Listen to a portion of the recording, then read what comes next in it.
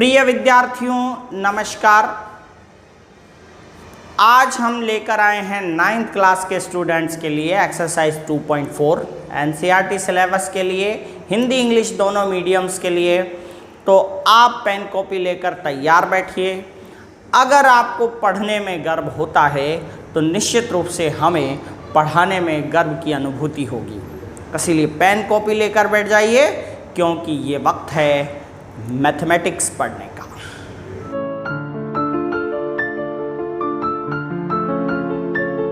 Question number 1 है हमारा exercise 2.4 का, और वो है determine which of the following polynomials has x + 1 age factor.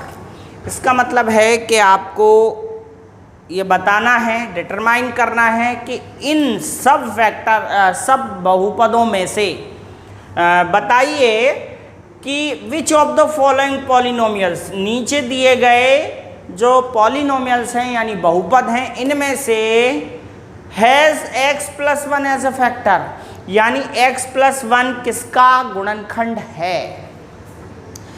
तो इन सब में x + 1 किसका गुणनखंड है। कल हम बात कर रहे थे, यानी हमने पिछले वीडियो में बात की थी कि जैसे मैं आपको 6 से 18 को डिवाइड करूं तो ये 3 टाइम जाता है, या 6 से 18 को भाग लगाऊं तो 3 बार जाता है।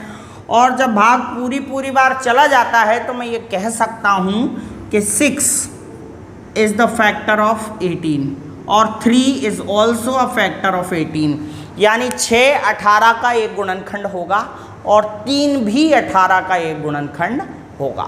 क्यों? क्योंकि 6 यानी 6 का भाग 18 में पूरी बार जा रहा है। जब पूरी बार भाग ना जाए तो हम कह सकते हैं कि 6 18 का गुणनखंड नहीं है। ठीक है, तो यहाँ आप इस बात को ध्यान रखें। इसका मतलब ये है कि इसमें अगर हम इसका भाग लगाएं, इनमें सभी में ये पॉलिनोमियल्स जितने भी दे रखे हैं उनमें अगर x + 1 का अपन डिवाइडेशन करें, भाग लगाएं, तो जिसमें शेषफल 0 बचता है हम कह सकते हैं कि वह बहुपद x + 1 को गुणनखंड के रूप में स्वीकार करेगा। x + 1 उसका एक फैक्टर होगा। लेकिन अगर शेषफल अर्थात रिमाइंडर 0 ना बचे तो हम कह सकते हैं कि x + 1 इनका जिसमें ना बचेगा उसका फैक्टर नहीं है, गुणनखंड नहीं है। तो चलिए हम चेक कर लेते हैं। अब यहाँ बात आती है कि शेषफल का पता लगाना है, और शेषफल का पता हमने 2.3 एक्सरसाइज में बहुत आसानी से लगा दिया था। जिस पॉलिनोमियल की घात 1 थी उसका भाग लगाने पर शेषफल निकालना बहुत आसान होता है। तो शेषफल प्रमेय नाम की एक मेथड, यानी कि रिमाइंडर थ्योरम नाम की एक मेथड हमने कल पढ़ी थी, यानी पिछले वीडियो में पढ़ी थी। तो हम उसी का उपयोग करके यहाँ पे शेषफल निकालेंगे वापस, और शेषफल यानी रिमाइंडर निकालने के बाद हम ये निष्कर्ष निकाल सकते हैं, कंक्लूजन कर सकते हैं कि यदि शेषफल 0 आता है यानी रिमाइंडर 0 आता है तो फिर हम कह देंगे कि x + 1 इन बहुपद में से किसी का गुणनखंड है। और अगर शेषफल 0 ना आए तो हम कह देंगे वह गुणनखंड उसका नहीं है। तो चलिए हम चेक करते हैं पहले क्वेश्चन में। तो क्वेश्चन नंबर 1 को हम सॉल्व करते हैं यहाँ पे। तो क्वेश्चन नंबर 1 में px है x³ + x² + x + 1। यदि ये इसका एक फैक्टर है तो फिर 0 रिमाइंडर आना चाहिए में x + 1 = 0, यानी x, ये 1 को उधर ले जाएंगे तो -1 हो जाएगा रखने पर। तो in this polynomial value of x is 1, by putting value of x is -1। हम इस पॉलिनोमियल में -1 की वैल्यू रखते हैं, यानी ये जो -1 है, क्या किया हमने, इसको इस संख्या को हमने 0 के बराबर रख लिया और 1 को उधर ले गए तो 1 प्लस का था, उधर जाकर माइनस हो गया। अब ये -1 हमें इसमें रखना है, और इसमें रखते हुए क्या आ जाएगा लास्ट में, शेषफल, रिमाइंडर। यानी जो भाग लगाने पर शेषफल आता है वही रिमाइंडर अभी आ जाएगा, क्योंकि ये एक घातीय यानी लीनियर यानी रैखिक समीकरण रैखिक बहुपद है, और रैखिक बहुपद में शेषफल निकालना शेषफल प्रमेय से होता है। तो हम लिखेंगे शेषफल प्रमेय से। शेषफल प्रमेय में हम क्या करेंगे, x की जगह ये -1 रखेंगे, तब शेषफल आ जाएगा। तो देखिए x क्यूब है तो यहाँ -1 क्यूब प्लस x स्क्वायर है तो -1 स्क्वायर और x है तो -1 प्लस 1। ये सब हमने x की जगह पर -1 रख दिया है। अब हम इसको सॉल्व करते हैं। माइनस पर अगर क्यूब हो तो जो आंसर आता है वो माइनस ही होता है, यानी माइनस का क्यूब हमेशा माइनस होता है। यानी माइनस के ऊपर कोई विषम घात लगी हो यानी ओड पावर हो तो फिर हमेशा माइनस माइनस ही रहता है, और 1 का क्यूब हमेशा 1 होता है। तो ये तो हो गया -1, यहाँ पे प्लस रहेगा, इधर ब्रैकेट में आप पहले -1 का स्क्वायर करें। माइनस के ऊपर अगर सम घात हो यानी इवन नंबर इवन डिग्री हो तो फिर वो पॉजिटिव हो जाता है। तो इसी तरह -1 का स्क्वायर करें तो ये प्लस हो जाएगा, तो +1। और यहाँ पे देखिए यहाँ कोई घात नहीं है तो फिर डायरेक्ट मल्टीप्लाई कर दीजिए, प्लस माइनस -1 और इधर +1। तो देखिए अब करते हैं इसको सॉल्व। तो -1 प्लस प्लस +1 और -1 +1। अब पहले प्लस प्लस को जोड़ लीजिए, +1 हो गए +2, -1 भी जोड़ लीजिए -2, और यहाँ पे 2 में से 2 गए तो बचा 0। तो अब 0 बच रहा है यानी शेषफल 0 है। तो यहाँ शेषफल 0 है, अतः x + 1 यानी कि ये जो है वो इस बहुपद का गुणनखंड है। x + 1 बहुपद का गुणनखंड है, ऐसा लिखना है हमें। यानी कि here remainder is 0, so x + 1 is a factor of polynomial. ये लाइन हमें लिखनी है इंग्लिश मीडियम वालों को। हियर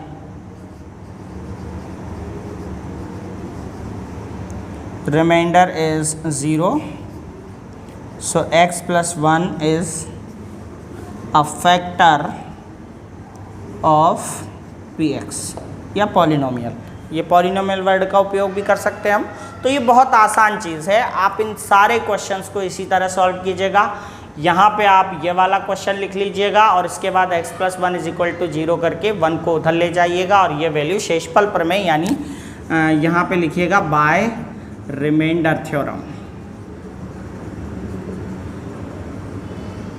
ये रिमाइंडर थ्योरम का यूज़ करके आप वो वैल्यू जो है वो इसमें पॉलिनोमियल में रखिएगा, और लास्ट में जो आएगा वो रिमाइंडर होगा। रिमाइंडर अगर 0 से बड़ा आता है या कुछ और आता है तो फिर आप कह देंगे कि x + 1 उसका गुणनखंड यानी फैक्टर नहीं है, और अगर 0 आता है तो कह देंगे कि x + 1 उस पॉलिनोमियल का फैक्टर है।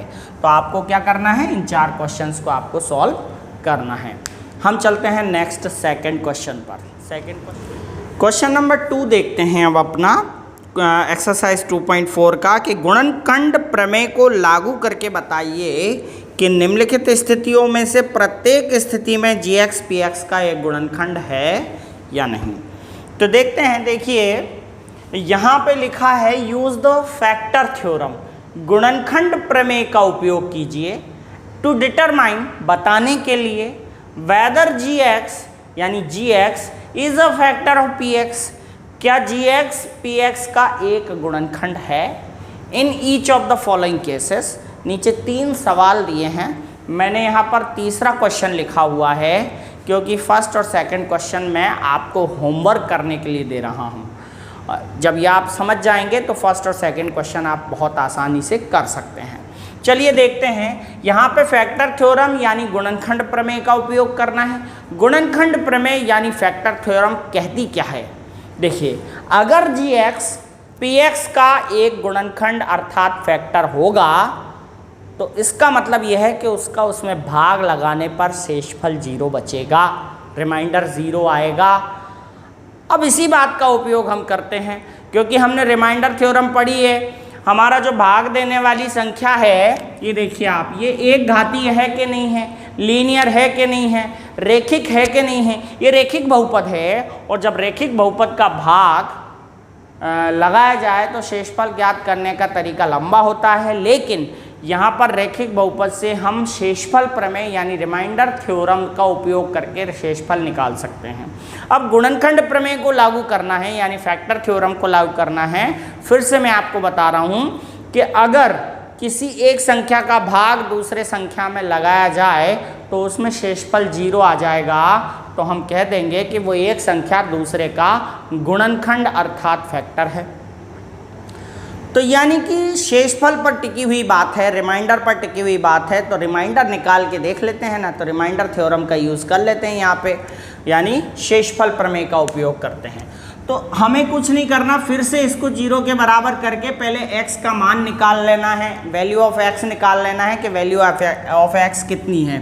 तो देखिए यहाँ पे सॉल्व करेंगे, यहाँ x minus 3 is equals to 0, तो 3 उधर ले जाएंगे तो x is equals to plus 3 हो गया, ये प्लस 3 हो गया। बहुपद में रखने पर, बहुपद में रखने पर शेषफल प्रमेय से, शेषफल प्रमेय से, शेषफल प्रमेय से हमें शेषफल निकालना है by putting this value in polynomial by remainder theorem.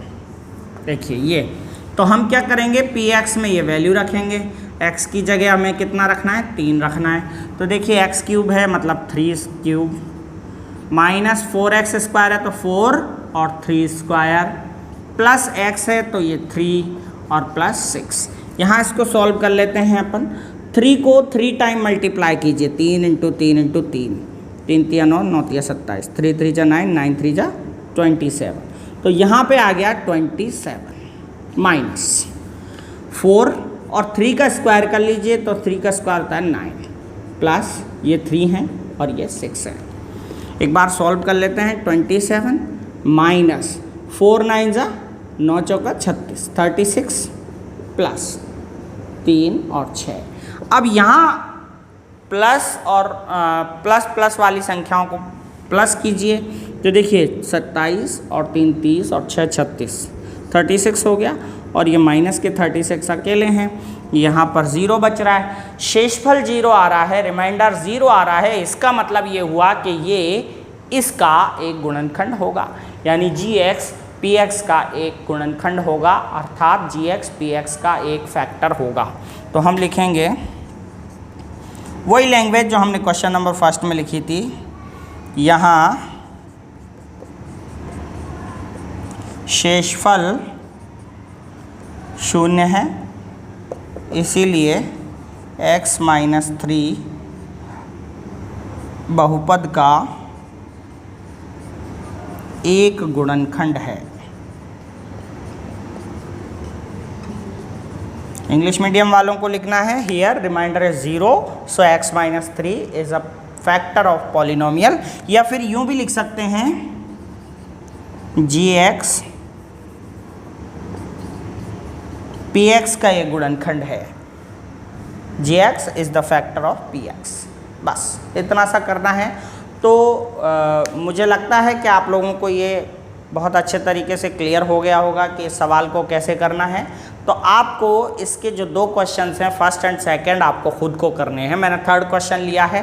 कई बार बच्चे सोचते हैं कि सर फर्स्ट क्वेश्चन बता के तीसरी कर लेते हैं, क्योंकि फर्स्ट क्वेश्चन बहुत आसान होता है, सेकंड और थर्ड तो हमें दे देते हैं। तो अब मैंने थर्ड क्वेश्चन किया है और आपको फर्स्ट एंड सेकंड करने के लिए दिया है। चलिए क्वेश्चन नंबर थर्ड है, फाइंड द वैल्यू ऑफ के। इसका मतलब हुआ कि के का मान ज्ञात कीजिए। फाइंड द वैल्यू ऑफ के मतलब के का मान ज्ञात कीजिए इफ, यदि x minus 1 is a factor of px, यानी x माइनस 1 जो है वो px का एक गुणनखंड हो, फैक्टर हो। तो in each of the following cases, यानी ये जो नीचे दिए गए सारे सवाल हैं उन सब का एक फैक्टर है, एक गुणनखंड है। कौन? x minus 1। इस क्वेश्चन का भी x माइनस 1 एक फैक्टर है यानी गुणनखंड है। x माइनस 1 इसका भी एक गुणनखंड है। इसका भी है और इसका भी है। चारों केसेस में x minus 1 is a factor of px। ये सब px की वैल्यू है। तब हमें k का मान ज्ञात करना है। देखिए फिर से वही बात आती है कि ये इन सब का फैक्टर है, इसका मतलब इसका भाग इसमें लगाया जाए तो शेषफल 0 बचेगा, रिमाइंडर 0 होगा।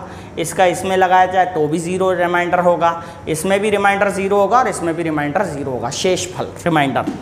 तो 0 शेषफल आएगा क्योंकि वो उसका फैक्टर है, यानी x माइनस 1 px का फैक्टर है। तो हम यहाँ सॉल्व कर लेते हैं। तो इसी गुण का उपयोग हम करेंगे कि x माइनस 1 अगर उनका फैक्टर है तो फिर शेषफल क्या आना चाहिए, 0। तो देखिए चूँकि x square minus x plus के का एक गुणनखंड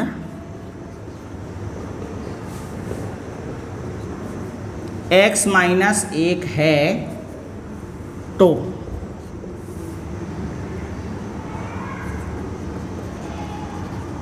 शेषफल प्रमेय से x माइनस 1 बराबर 0 या x बराबर 1 रखने पर px का मान क्या होगा, 0 होगा। ये जो क्वेश्चन है इसका गुणनखंड अगर एक फैक्टर है x माइनस 1, आपको क्या लिखना है, x minus 1 is a factor of x square minus x plus के।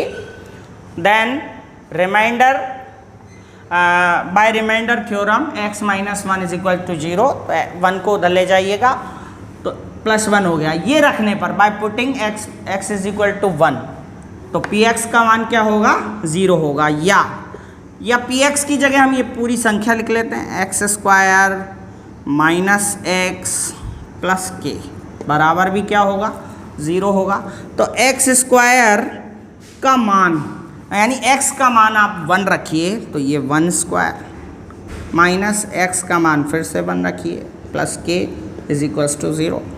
तो देखिए 1 स्क्वायर मतलब 1 और plus k is equals to 0। तो यहाँ पर माइनस से माइनस कैंसिल हो गए। एक मिनट में चेक कर लेता हूँ, ये क्वेश्चन शायद हाँ थोड़ा सा गड़बड़ कर दिया। क्वेश्चन में यहाँ पे प्लस है तो ये प्लस है, यहाँ पे भी प्लस होगा तो ये भी प्लस होगा, तो ये कटेंगे नहीं, 1 प्लस 1 तो 1 और 1 हो गई यहाँ पे 2 और ये k बराबर 0। 2 उधर ले जाइए तो k इज इक्वल्स टू -2, ये k की वैल्यू आ गई। कब आई ये k की वैल्यू, जब x माइनस 1 इसका एक गुणनखंड यानी फैक्टर था तो इसका मतलब है कि x minus 1 is equal to 0 यानी x की वैल्यू 1 बना के जब हम इसमें रखेंगे तो ये पूरा पॉलिनोमियल क्या हो जाएगा, 0 हो जाएगा। तो हमने पॉलिनोमियल को बराबर 0 कर दिया, पॉलिनोमियल को उसके नीचे लिख दिया, मतलब बहुपद को उसके नीचे लिख दिया और उसमें x की जगह पर हमने 1 रख दिया। 1 रखने पर हमारी k की वैल्यू आई -2। इसी तरह से आपको ये क्वेश्चन और ये क्वेश्चन भी करना है। सब में आपको +1 x की जगह पर रखना है और k का मान निकालना है। चलो एक और क्वेश्चन हम कर लेते हैं। चलिए क्वेश्चन नंबर 4 कर लेते हैं, यहीं कर लेते हैं। मैं यहाँ पे ये रख देता हूँ, क्वेश्चन नंबर 4 करा रहा हूँ अब मैं। तो क्वेश्चन नंबर 4 है kx square minus 3x plus k। बहुपद का एक गुणनखंड क्या है, x माइनस 1 है, इसीलिए शेषफल प्रमेय से यानी बाय रिमाइंडर थ्योरम x बराबर 1 रखने पर तो यहाँ पे हम x की जगह पर 1 रख देते हैं। तो देखिए क्वेश्चन नंबर 4 है kx स्क्वायर, तो k और x स्क्वायर यानी 1 की जगह स्क्वायर माइनस 3x तो x की जगह 1 और प्लस k यानी k बराबर 0। बहुत आसान है, 1 का स्क्वायर कीजिए तो 1 का स्क्वायर 1 होता है, यहाँ 3 और ये k बराबर 0। तो यहाँ पे k बन जा k कम k हो गया, 3 plus k is equals to 0। यहाँ पर 1k और 1k दोनों ऐड हो जाएंगे तो ये हो जाएगा 2k और ये -3 इज इक्वल्स टू 0। तो 3 को उधर ले जाइए, 2 नीचे आ जाएगा तो k की वैल्यू आ गई, 3 तो प्लस हो गए उधर जाकर, 2 नीचे आ गए तो ये 2, तो k इज इक्वल्स टू 3/2। ये आंसर हुआ आपका k की वैल्यू। ठीक है, इसी तरह आपको इनमें भी k की वैल्यू 1 रखनी, x की वैल्यू 1 रखनी और k की वैल्यू फाइंड करनी है। इस तरह से आपको करना है। अगला क्वेश्चन हम ले लेते हैं, क्वेश्चन नंबर हमारे इस एक्सरसाइज में मेन क्वेश्चन है वो है ये फैक्टराइज यानी गुणनखंड करना। जब द्विघातीय बहुपद दिया हो यानी क्वाड्रेटिक पॉलिनोमियल गिवन हो, ये देखिए सारे इनमें सबसे हाईएस्ट पावर जो है वो 2 है, इस वाले क्वेश्चन में भी, इसमें भी, इसमें भी और इसमें भी। इसका मतलब ये द्विघातीय बहुपद हैं यानी क्वाड्रेटिक पॉलिनोमियल हैं। और दूसरी बात, इनमें 3 पद हैं, 1 2 3 1 2 3 1 2 3, यानी कि ये ट्राइनोमियल्स हैं यानी 3 पदों वाले। तो 3 पदों वाले क्वाड्रेटिक यानी कि द्विघातीय बहुपद का किस तरह से गुणनखंड किया जाता है, ये गुणनखंड कहलाता है बीच वाले पद को स्प्लिट करके, स्प्लिट द मिडिल टर्म, यानी बीच वाले पद को हटा करके उसकी जगह 2 अन्य पदों को शामिल कर लिया जाए तो ये गुणनखंड हो जाते हैं।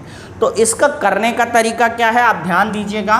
क्वेश्चन नंबर 1 में मैं बहुत इसीलिए आपको बताऊंगा, आपको समझना है, बड़े ध्यान से समझना है और इन नियमों को हमेशा याद रखना है। हालांकि आपने ये क्वेश्चन इस तरह का क्लास 8th में सॉल्व किया होगा, लेकिन फिर भी मैं ये मानता हूँ कि आपने नहीं किया, तो यहाँ पे मैं आपको सिखाने का प्रयत्न करता हूँ। चलिए देखते हैं। तो ये है आपका क्वेश्चन 12x² - 7x + 1। हमें यहाँ पर बीच वाले पद को हटा करके सॉल्यूशन करना है। तो कैसे करेंगे, सबसे पहला काम आपको ये करना पड़ता है कि फर्स्ट एंड लास्ट टर्म का मल्टीप्लाई करना है, यानी पहले और आखिरी पद का गुणा करना है। तो 12x² और 1 का गुणा हम करें तो ये आता है 12x²। तो ये आ रहा है प्लस है, ये भी प्लस है, तो प्लस 12x² आ रहा है। अब हमें क्या करना है, इसके फैक्टर करने हैं, गुणनखंड करने हैं। 12 में जिस का भाग जाता है और जितनी बार जाता है हम 2 जगह लिख लेंगे। यहाँ पर तो जिसका भाग जाएगा और यहाँ जितनी बार जाएगा। जैसे 1 से हम डिवाइड करें 12 को तो ये 12 टाइम, फिर 2 से डिवाइड करें तो ये 6 टाइम, 3 से डिवाइड करें तो 4 टाइम, और 4 से डिवाइड करें तो 3 टाइम, और इसके बाद 6 से डिवाइड करें तो 2 टाइम, इसके बाद आप करेंगे 12 से 1 टाइम। तो आप ये देख सकते हैं कि 1 से 12 बार भाग जा रहा है, 2 से 6 बार, 3 से 4 बार, 4 से 3 बार, 6 से 2 बार और 12 से 1 बार। तो इस तरह से हमने 12 के गुणनखंड कर लिए। अब ये x² हम हर एक में लगा सकते हैं, इसमें x और इसमें x लगा सकते हैं। x² के भी टुकड़े कर लेंगे, एक तरफ x और दूसरी तरफ भी x। अब यहाँ पर हमें क्या करना है, यहाँ पर बड़े ध्यान से देखिएगा आप। सबसे पहले तो हमने फर्स्ट और लास्ट टर्म का गुणा कर लिया, मल्टीप्लाई कर लिया, और वो आया 12x²। अब ये 12 के अपन ने फैक्टर किए, गुणनखंड किए, तो 1 12, 2 6 12, 3 4 12, 4 3 12, 6 2 12, 12 1 12, ये इसके गुणनखंड हो गए हैं। अब हमें ये देखना है कि थर्ड टर्म पे कौन सा साइन है। थर्ड टर्म पे अगर पॉजिटिव चिन्ह है यानी प्लस का निशान है तो इन्हें जोड़ने पर बीच वाली संख्या लाएं, और अगर तीसरे स्थान पर माइनस का चिन्ह है तो फिर इन्हें घटाने पर बीच वाली संख्या लाएं, बीच वाला पद लाएं, मिडिल टर्म लाएं। तो अभी यहाँ पर प्लस का साइन है, प्लस का साइन हो, प्लस हो तो जोड़ने पर, और माइनस हो तो घटाने पर। ये कब होना चाहिए, तीसरे पद में। तीसरे पद में हमें ये देखना है, थर्ड टर्म में अगर पॉजिटिव निशान है तो जोड़ने पर, और नेगेटिव है तो घटाने पर लाना है। तो अभी पॉजिटिव साइन है तो जोड़ने पर हमें -7 लाने हैं। अब जोड़ने पर -7 लाने हैं तो देखिए 7 किस में आ रहा है, एक तो 3 + 4 और ये 4 + 3 दोनों में 7 आ रहा है, तो हम दोनों को ले लेंगे। अब ध्यान रखना, जोड़ने पर तो हमें या तो दोनों पॉजिटिव चाहिए या फिर दोनों नेगेटिव चाहिए। तो यहाँ बीच में देखेंगे हम, अगर मिडिल टर्म में माइनस है तो दोनों पे माइनस लीजिए, और मिडिल टर्म में प्लस है तो दोनों पर प्लस लीजिए। इस बात को आपको ध्यान रखना है। पहली बात तो यहाँ से पता चलेगा जोड़ना है कि घटाना है। अच्छा, जोड़ने पर तो प्लस प्लस या माइनस माइनस होंगे, और घटाने पर प्लस माइनस या माइनस प्लस होंगे। ये बात का याद रखिएगा आप। तो अब हमें पता चल गया है कि जोड़ने पर 7 लाने हैं माइनस के, तो देखिए माइनस के 7 लाने तो दोनों माइनस करने पड़ेंगे, तो या -3 -4 कर दो या -4 -3 कर दो, दोनों में से कोई भी ले लो आप। तो मैं इसको ले रहा हूँ, इसको ले लेता हूँ, ये x² दोनों पे लगा दिया तो ये हो गया -3x -4x, -3x -4x, ये दोनों को ले लेता हूँ और इस मिडिल टर्म को यानी बीच वाले पद को हटा देता हूँ और उसकी जगह ये दोनों रख देता हूँ। तो ये 12x², ये रख दिया -3x और वो रख दिया -4x और +1। इसको कहते हैं स्प्लिट द मिडिल टर्म, यानी मध्य पद को विभाजित करके। तो मध्य पद को हमने विभाजित कर दिया है, -7x को हमने -3x और -4x कर दिया। अब यहाँ पर 4 पद बन गए हैं, तो आगे वाले 2 पदों में से यानी फर्स्ट 2 टर्म में से कॉमन लेते हैं और सेकंड मतलब लास्ट 2 टर्म में से भी कॉमन लेते हैं। तो इन दोनों में से कॉमन क्या आ रहा है, देखिए ज़्यादा से ज़्यादा संख्या जिसका भाग दोनों में चले जाए वो कॉमन आती है। तो यहाँ पे 3 कॉमन आ रहा है दोनों में, ये 3 तो संख्याओं में कॉमन है और x² और x में से छोटा x कॉमन ले लीजिए, तो ये छोटा x कॉमन आ गया, 3x हो गए कॉमन। तो अब जो कॉमन लिया उससे हम दोनों पदों को भाग लगा के यहाँ बीच में लिख देंगे, 3 चौका 12, 3 4 12, और x² में x का भाग लगा तो x बचेगा, -3 से 3 कट गया, x से x कट गया, मतलब एक बार भाग जा रहा है तो यहाँ पे लिख देंगे 1। अब यहाँ से कॉमन लीजिए, देखिए तीसरे स्थान पे जो साइन होता है वो साइन जरूर लगाइएगा, माइनस हो तो माइनस और प्लस हो तो प्लस। अब इन दोनों में मैक्सिमम संख्या क्या है जिसका भाग जाए, यानी कॉमन क्या आ रहा है, तो दोनों में मैक्सिमम संख्या 1 है जिसका भाग जा रहा है 1 का ही जा रहा है। तो 1 कॉमन आ गया, क्या बचेगा 4x, और यहाँ पे आप ध्यान रखिएगा कि माइनस प्लस हो गए माइनस, इन दोनों का गुणा होगा माइनस, 1 का भाग 1 में कितनी बार गया, 1 बार। इस तरह से ये गुणनखंड हो गए हैं। चलिए आगे बढ़ते हैं। अब हम पूरे में से कॉमन लेते हैं, तो जो दोनों ब्रैकेट होते हैं वो सेम आते हैं हमेशा। इन दोनों ब्रैकेट में मतलब इस सब को कॉमन ले लेंगे, ब्रैकेट को कॉमन ले लेंगे, तो ब्रैकेट कॉमन आ गया 4x - 1, ये पूरा ब्रैकेट कॉमन आ गया। अब बचा क्या, उसे भी ब्रैकेट में लिखेंगे 3x - 1, तो ये 3x - 1 जो है वो बाहर बचा। बस यही हमारे दोनों इस पॉलिनोमियल के फैक्टर हैं, यही आंसर है। इस तरह से स्प्लिट द मिडिल टर्म यानी मध्य पद को विभाजित करके गुणनखंड किए जाते हैं। हम एक और क्वेश्चन सीखेंगे, आप इसको नोट कर लीजिए। मैं एक और क्वेश्चन आपको इसमें से बता देता हूँ, क्वेश्चन नंबर 3 बता देता हूँ। चलिए अगला इसी 4th क्वेश्चन का हम 3rd क्वेश्चन ले लेते हैं। यहाँ पे माइनस है 3rd टर्म में, इसलिए यानी कि यहाँ पे घटाने पे आएगा, इसलिए मैंने ये क्वेश्चन लिया है। तो ये वाला क्वेश्चन हम ले रहे हैं। वही काम करना है आपको, क्या करना है, फर्स्ट और लास्ट टर्म का यानी पहले और अंतिम पद का गुणा करना है। पहले और अंतिम पद का गुणा करें तो ये आता है 36 x², और यहाँ प्लस माइनस का मल्टीप्लाई होगा तो -36x²। जब यहाँ -36x² आ रहा है तो इसका मतलब ये हुआ कि जो गुणनखंड होंगे उसमें घटाने पर 5 लाना पड़ेगा। तो देखिए 36 के गुणनखंड करते हैं, 1 36 36, 218 2 × 18 इज इक्वल टू 36, 3 × 12, 4 × 9, 6 × 6, ये होते हैं इसके फैक्टर। इसके आगे भी चलते हैं, वो उल्टे हो जाएंगे, कोई दिक्कत नहीं है, यहीं तक रहने देते हैं। अब घटाने पर अपन को 5 लाना है, तो घटाने पर 5 किस में आ रहा है, देखिए 9 और 4 को माइनस करेंगे तो आएगा 5। अब 5 प्लस में लाना है, मैंने बताया था आपको घटाने पर दोनों पर 1 प्लस 1 माइनस होगा या फिर माइनस प्लस होगा। तो यहाँ पर प्लस आ रहा है तो बड़ा जो नंबर है वो पॉजिटिव होगा और छोटा नंबर नेगेटिव होगा। तो चलिए हम बड़े नंबर को पॉजिटिव और छोटे नंबर को नेगेटिव ले लेते हैं और एक्स इसके साथ लगा देते हैं। तो ये दोनों ही इस जगह पर आएंगे, यानी बीच वाले टर्म की जगह पर आएंगे। तो देखिए 9 में से 4 गए तो 5 बचेंगे, प्लस के बचेंगे तो दोनों को ले लीजिए, 6x² - 4x + 9x -6। अब इन दोनों में से कॉमन लेते हैं, इन दोनों में से कॉमन ले लेते हैं। इनमें 4 और 6 में बड़ी से बड़ी संख्या जिसका भाग जा रहा है वो है 2, और x दोनों में से कॉमन आ गया है तो 2 3 जा यानी 3 बार भाग गया, x² तो x माइनस 2 से 4 को डिवाइड करें 2 टाइम और x से x कट गया तो ये हो गए 3x माइनस 2। अब इन दोनों में से बड़ी संख्या जिसका भाग जा रहा है मतलब कॉमन आ रहा है, क्या आ रहा है, थर्ड प्लेस का साइन आ गया। अब इन दोनों में से कॉमन आएगा 3, दोनों में 3 से सबसे बड़ी संख्या 3 है जिससे दोनों डिवाइड हो रहे हैं तो 3 कॉमन आ गया है। क्या बचेगा, 3 3 जा 9, 3 बार भाग गया, 3 3 9 और x और प्लस माइनस माइनस 3 2 जा 6, 3 दूनी 6। तो ये दोनों ब्रैकेट फिर से सेम आ गए तो पूरे में से कॉमन ले लेते हैं तो टोटल में कॉमन आएगा 3x माइनस 2, ये ब्रैकेट कॉमन आ गया है तो बचा हुआ क्या है 2x प्लस 3। ये हमारे इस क्वेश्चन के फैक्टर हो गए।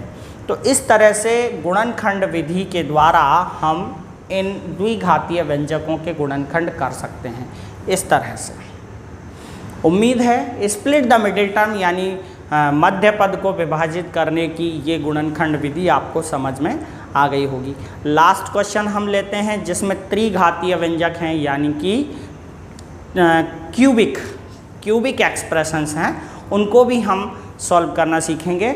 इस तरह के आप बहुत सारे एग्जाम्पल्स आपके एग्जाम्पल्स में देख सकते हैं और उनको गुणनखंड विधि के द्वारा हल कर। 5 में भी फैक्टराइज करना है बट अब जो आपके जो गुणनखंड दे रखे हैं, जो संख्या दे रखी है वो सबसे बड़ी पावर उसमें क्या है 3 है।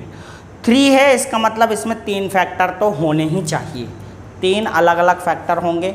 हाईएस्ट पावर के हिसाब से हम अनुमान लगा सकते हैं कि उसमें कितने फैक्टर्स होंगे। काम करेंगे तो यहाँ हाईएस्ट पावर डिग्री यानी घात 3 है तो इसका मतलब इस संख्या के 3 गुणनखंड होंगे और इन्हें भी गुणनखंडित करना है। अब इसमें वो तरीका नहीं चलेगा कि स्प्लिट द मिडिल टर्म, इसमें मिडिल टर्म 2 हैं, अलग अलग टर्म्स हैं तो क्या करना पड़ेगा यहाँ पे आपको एक ऐसी संख्या ढूंढनी पड़ेगी जिससे इसमें भाग लगाने पर ये सब 0 हो जाए, यानी ऐसे नंबर को ढूंढना पड़ेगा, x की ऐसी वैल्यू ढूंढनी पड़ेगी जिसकी वैल्यू इसमें रखने पे सब 0 हो जाए। तो हम पहले ये पता लगाएंगे कि ऐसी कितनी वैल्यूज़ हो सकती हैं जिससे ये 0 हो जाएगा। तो देखिए आपको यहाँ पे लास्ट जो स्वतंत्र पद दिखाई दे रहा है, इंडिपेंडेंट टर्म है, वो है 2। तो 2 के जितने भी गुणनखंड हो सकते हैं, 2 के जितने भी गुणनखंड हो सकते हैं उनकी वैल्यू यहाँ पर रखने पर 0 आ सकता है। तो पहले हमें यहाँ संभावित गुणनखंड लिखने हैं। संभावित गुणनखंड क्या क्या हैं, 2 में 1 का भाग जाता है, 2 में 2 का भाग भी जाता है, इससे ज़्यादा किसी और का भाग नहीं जाता। तो अब ये दोनों संख्याएं प्लस और माइनस में हो सकती हैं, यानी हमारे पास यहाँ 4 संख्याएं हैं, +1 -1 +2 -2। इन चारों संख्याओं में से कोई भी 3 संख्या रख करके हम देखेंगे, यानी हमें तो 3 ही चाहिए, 3 संख्याएं चाहिए जिससे ये 0 हो जाए और 0 करने वाला फैक्टर होता ही आप जानते हैं। तो ऐसा करते हैं, ये हमने पहले स्वतंत्र पद के गुणनखंड देखे संभावित, तो 1 का भी भाग जाता है, 2 का भी जाता है और दोनों पे प्लस माइनस दोनों चिन्ह लगा लिए। तो हम देखेंगे इनमें से कोई संख्याएं रखने पर इसमें 0 आ रहा है नहीं आ रहा। सबसे पहले +1 रखकर हम देखेंगे, तो +1 को हम ऐसे ही रख के देख लेते हैं। यहाँ पर 1 आ जाएगा, देखिए 1, यहाँ पर भी 1 आ जाएगा तो 1 2 जा 2 हो जाएगा तो -2 हो जाएगा ये, और ये 1 आ जाएगा तो -1 और ये +2। तो देखते हैं ये 0 हो रहा है कि नहीं हो रहा। यहाँ 3 आ रहे हैं और यहाँ भी 3 आ रहे हैं, 3 - 3 = 0 आ जाएगा, यानी +1 रखने पर ये 0 आ जाएगा। तो हम लिख देते हैं P1 रख देते हैं, 1 = तो हम x की जगह 1 रख रहे हैं तो 1 का क्यूब -2, 1 का स्क्वायर -1 +2। तो ये 1 - 2 एकम 2 -1 +2, तो ये हो गया 3 - 3 = 0। यहाँ x = 1 रखने पर बहुपद 0 होता है।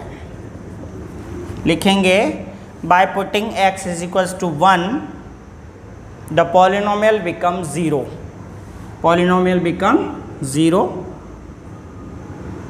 so x 1 को इधर ले आइए तो -1, x - 1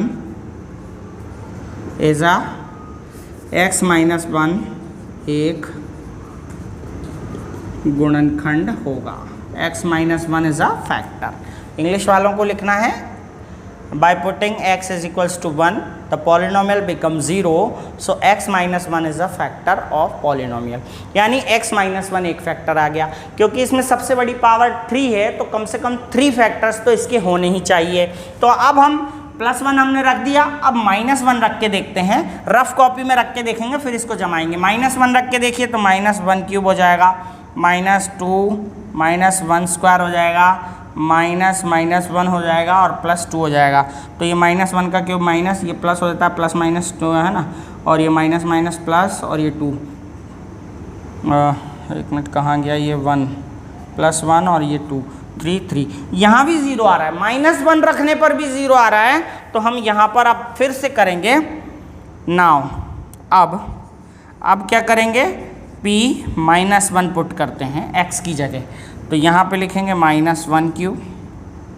अगर 0 आ रहा है तो आप उसको रखिए, नहीं तो मत रखिए, आप रफ कॉपी में करके देख लीजिए। यदि 0 आ जाए किसी वैल्यू को रखने पर तो आप उसी को सॉल्व कीजिए। 3 बार इसको सॉल्व करना है।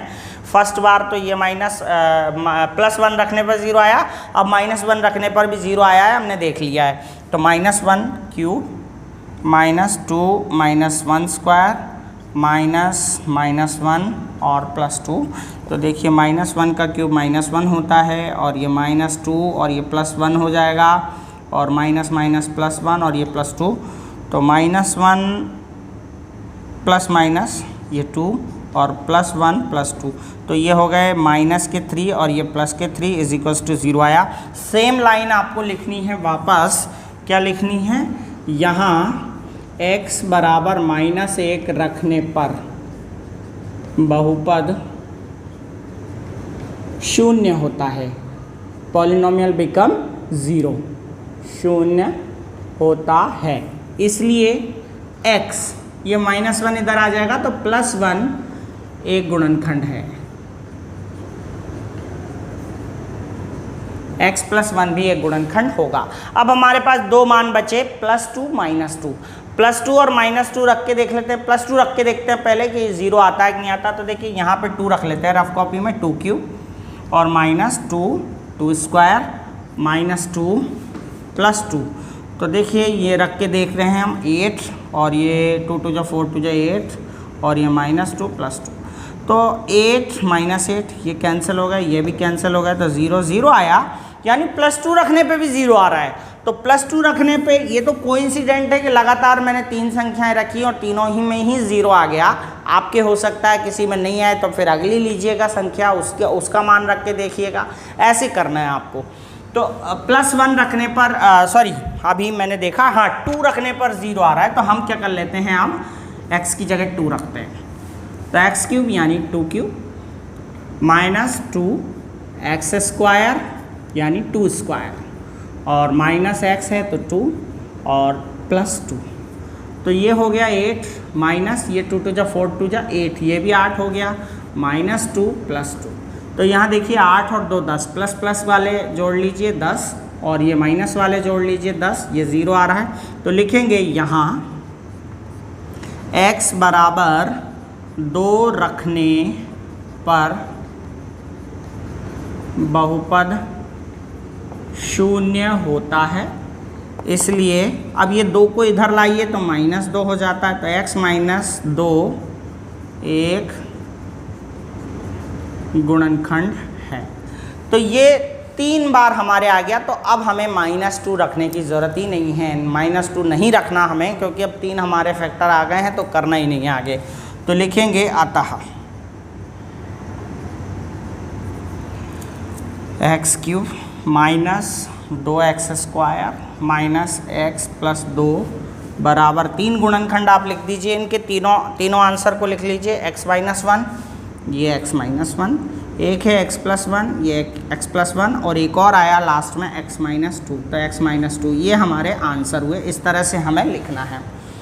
तो हमने इसमें क्या किया, पहले तो स्वतंत्र पद यानी इंडिपेंडेंट टर्म जो है उसके फैक्टर देखे, 1 और 2 होते हैं, यानी 1 और 2 के अलावा किसी का भाग नहीं जा रहा है। जिनका भाग जाए आप उन्हें लिख दीजिए प्लस माइनस में, और फिर उनकी वैल्यू रख के देखिए, जिनसे 0 हो जाए। 3 ऐसी संख्याएं ढूंढनी है आपको जिससे वो ज़ीरो हो जाए। तो तीनों बार आपको इसको करना है, इस तरह से ज़ीरो ला करके दिखाना है, सॉल्व करना है और फिर उनके गुणनखंड करने हैं। तो इस तरह से देखिए, पहले में हमने 1 रखा तो 0 आया, तो +1 का इधर आके -1 हो गया, तो ये एक फैक्टर हो गया। इसी तरह -1 रखने पर 0 हुआ तो हमने -1 को इधर ले आए तो +1 हो गया, x+1 एक गुणनखंड हो गया। और इसके बाद तीसरी बार हमने किया तो 2 रखने पर 0 आया, तो फिर 2 को हम इधर ले आए तो x-2 एक गुणनखंड हो गया। इन तीनों संख्याओं को हमने इसके बराबर रख दिया एंड दैट्स इट। ये कंप्लीट हो गया हमारा 3 घात वाली संख्याओं के गुणनखंड इस तरह से आपको करने हैं। तो question number 2, question number 3, question number 4, 4 question इसमें भी हैं। चारों क्वेश्चन को आप इसी तरह से करिएगा। मुझे उम्मीद है कि आप इनको आराम से कर लेंगे। आज के लिए बस इतना ही। आगे अगली वीडियो में हम 2.5 एक्सरसाइज पढ़ेंगे, तो तब तक इंतज़ार कीजिए और इस एक्सरसाइज को बहुत अच्छे से कंप्लीट कर लीजिए। आप सबका बहुत बहुत धन्यवाद। वीडियो को लाइक करके ज़रूर जाइएगा।